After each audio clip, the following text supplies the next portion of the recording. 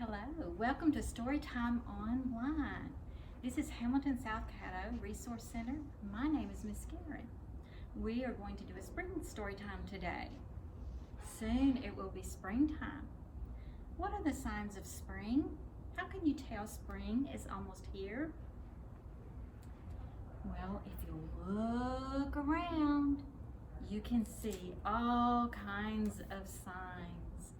For instance, in the winter time, you see lots of mud and the grass is all brown. But you know what? As there's more and more sunshine, the grass starts to turn green. All the grass is turning green, turning green, turning green. All the grass is turning green when it's springtime. What's another sign of spring? Well, the little birds flutter around. Can you see the little bird in the little nest? It's bringing little things to make a nest. Here's another book that has a picture of a bird bringing little twigs and pieces of grass to build a nest. All the birdies build their nest, build their nest, build their nest. See the birdies build their nest in the springtime. Can you think of another sign of spring? Well, if you'll look, you can see the trees behind me. They kind of look like sticks in the wintertime, but as you watch, if you'll watch real close, they'll get little tiny leaves on them and they'll start to bud. All the trees are budding everywhere, everywhere, everywhere. Trees are budding everywhere in the springtime. We have one more verse to sing, but I'm going to wait till after we read this book. My book for today is When Spring Comes. It's by Henkes. Before spring comes, the trees look like black sticks against this blue sky. But if you wait, spring will bring leaves and blossoms. Look at those trees, how pretty. And you see the green grass? If you wait, spring will make the leftover mounds of snow smaller and smaller, and suddenly they're gone. Before spring comes, the grass is brown. But if you wait, spring will turn it to green and add little flowers. If you wait, an egg will become a bird. A seed will start growing and growing. And spring comes with sun, and it comes with rain, and more rain, and more rain. Do you like mud? Do you like puddles?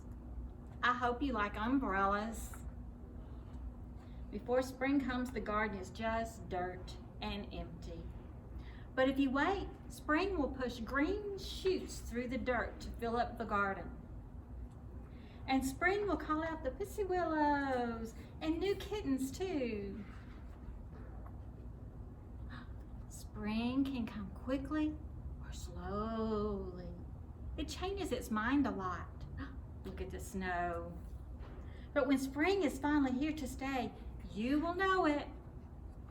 There will be buds and bees and boots and bubbles. I'll read that page in just a minute. Now this is our craft for today. We're going to be making a flower. All the flowers are blooming, blooming, blooming. All the flowers are blooming in in the springtime. Now, you think you're through waiting? See worms and wings and wind and wheels. You feel it, you smell it, and you will hear it. Look at all the flowers. But, you think you're done waiting? You are not. Now you have to wait for summer.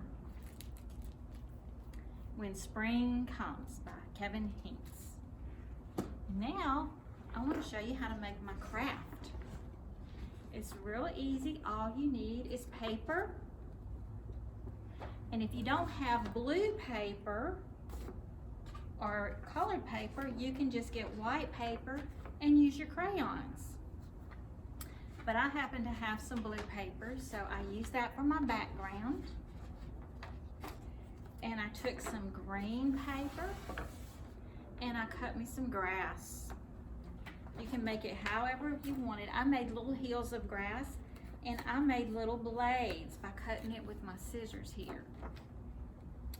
And then I took my green paper and I cut out little stems for my flower. And I took those stems and I folded them in half. Okay, you just fold it in half and you glue 3 of them right there. And then you cut out, I cut out 3 green stems, 3, and I cut out, see, 1, 2, 3, and I cut out 6 yellow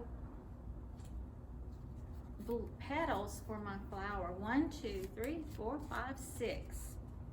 And I took a little pencil and I curled the ends up just a little bit. 1, 2, 3, 4, 5, and 6. And then I glued my stems, and then I glued them in place. 6, 1, 2, 3, 4, 5, 6. And then I took a little strip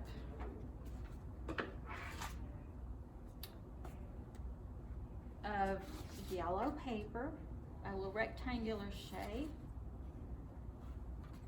and I colored both sides. I folded up one side, folded it up, and I colored both sides orange.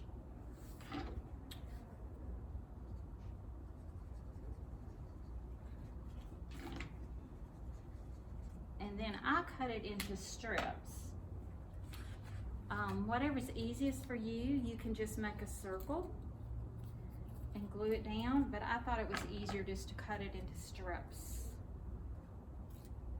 and glue it into the daffodil. And I cut about and glued it all around. And there you have a lovely daffodil. And you can make as many as you want, as big as you want, or as little as you want. And I thank you for listening to my story time today. And I hope you have fun making this fun craft for springtime.